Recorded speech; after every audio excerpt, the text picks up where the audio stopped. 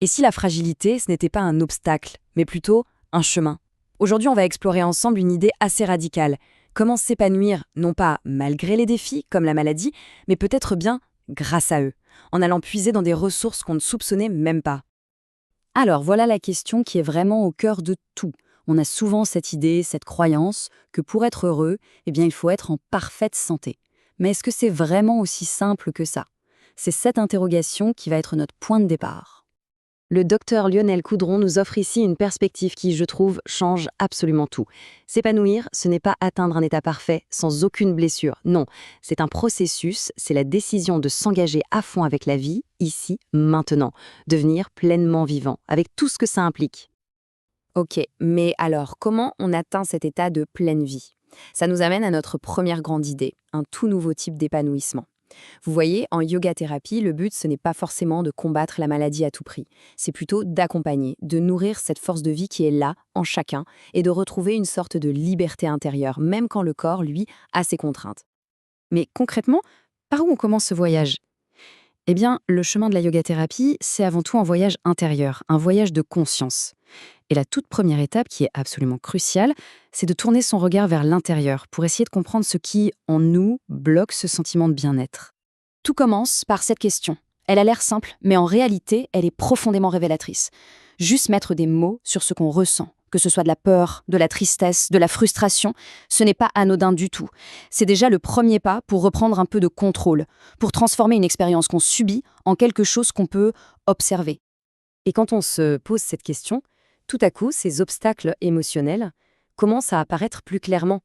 Ce ne sont plus des ombres diffuses. Non, ce sont des forces qu'on peut identifier.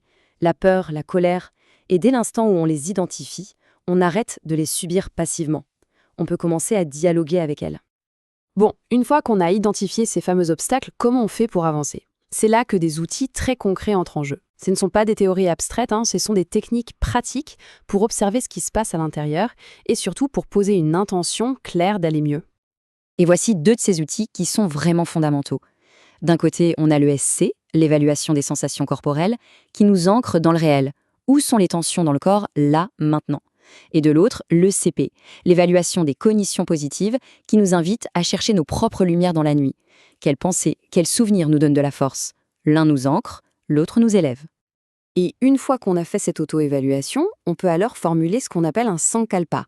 C'est comme une boussole intérieure. Attention, ce n'est pas juste un vœu pieux, c'est une résolution positive, très personnelle, qui va donner une couleur à toute la pratique. C'est une sorte de graine d'épanouissement qu'on décide de planter en pleine conscience.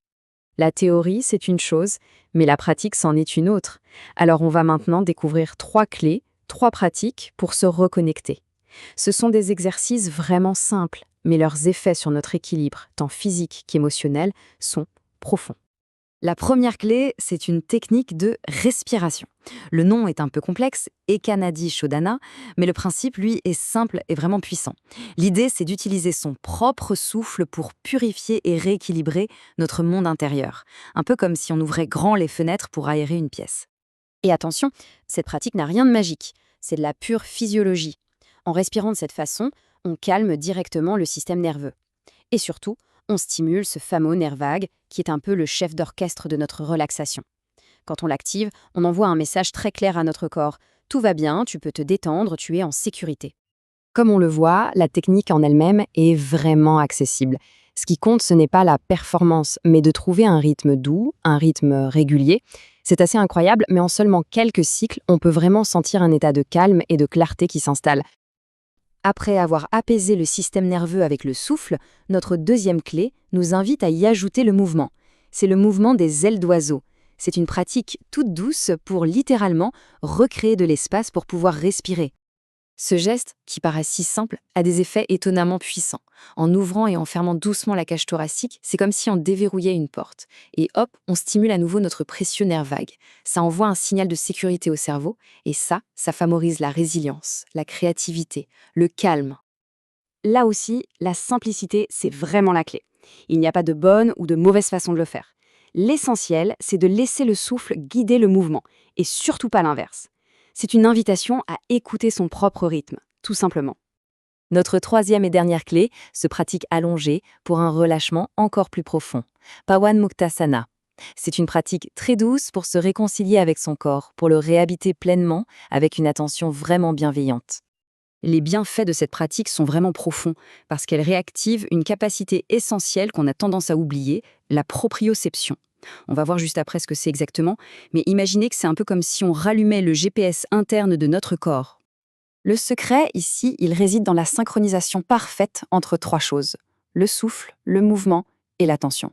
Chaque geste est conscient, et c'est ça qui transforme un simple exercice physique en une véritable méditation en mouvement. Alors, cette fameuse proprioception, qu'est-ce que c'est?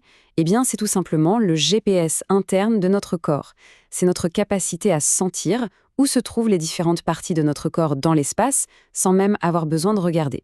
Et quand cette capacité est bien activée, ça a une influence directe sur l'humeur et la confiance en soi. C'est ça qui est fascinant. Après avoir exploré tous ces concepts, toutes ces pratiques, quel est le message essentiel à retenir de tout ça? S'il fallait tout résumer en une seule phrase, ce serait sans doute celle-ci. L'épanouissement, ce n'est pas une destination lointaine à atteindre un jour, c'est quelque chose qui est accessible, ici, dans l'instant présent. Cette citation, elle résume absolument toute la philosophie.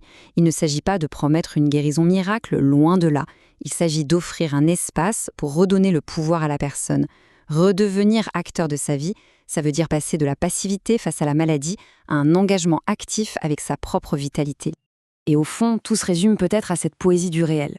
S'épanouir, ce n'est pas attendre que le ciel soit parfaitement bleu.